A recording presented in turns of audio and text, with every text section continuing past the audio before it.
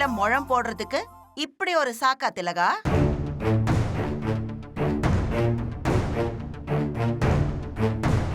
Hello Regina madam, இது என் மாமியார், எங்க குடும்ப விஷயம். நீங்க உங்க பொண்ணை பாத்துக்க மட்டும் தானே வந்திருக்கீங்க. ப்ளீஸ் அதை மட்டும் கவனிக்கிறீங்களா? எங்களெல்லாம் கவனிக்க வேண்டாம். என்ன பூமி பேசுற? என் அம்மா என்ன கவனிக்க வந்திருக்காங்க தான். ஆனா அதுக்காக அவங்க உனக்கு மாமியார் இல்லையா? முத்தழகு குடும்பத்தையே நீ அக்செப்ட் பண்ணிக்கிட்டா அப்போ ஏன் குடும்பம் உன் குடும்பம் இல்லையா பூமி? என் அம்மா கிட்ட இப்படி எல்லாம் பேசாத.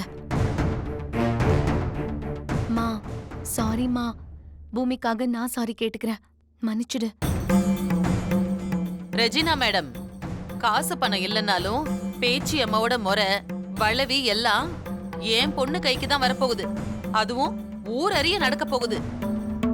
நீங்க பெரிய லட்சாதிபதியா இருக்கலாம், ஆனா என் பொண்ணுக்கு கிடைக்க போற பெருமை உங்க பொண்ணுக்கு கிடைச்சிருமா?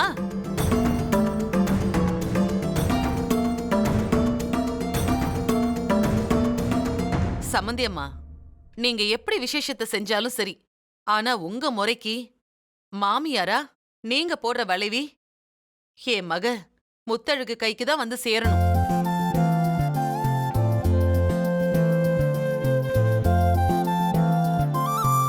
வேற எனக்கு எந்த ஆசையும் இல்ல.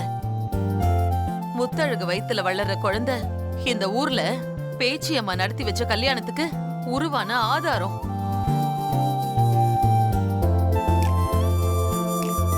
அத ஊருக்கு முன்னாடி நீங்க தான் புரிய வைக்கணும்.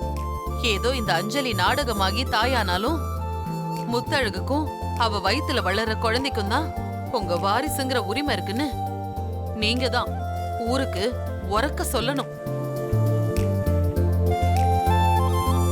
சொல்லுவீங்கல்லம்மா?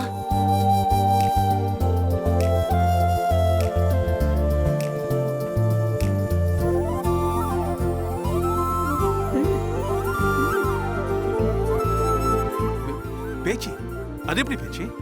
அஞ்சலிக்கு தானே எல்லாம். 2 பேருக்கும் சீமந்தம் நடக்கும்.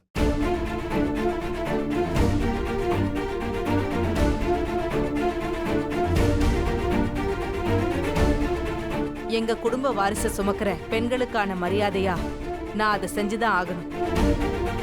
ஆனா இந்த ஊர் பேச்சியம்மா சார்பா முத்தழகோட மாமியாரா நான் முத்தழகுக்கு தான் என் குடும்ப வளைவிய கொடுப்பேன்.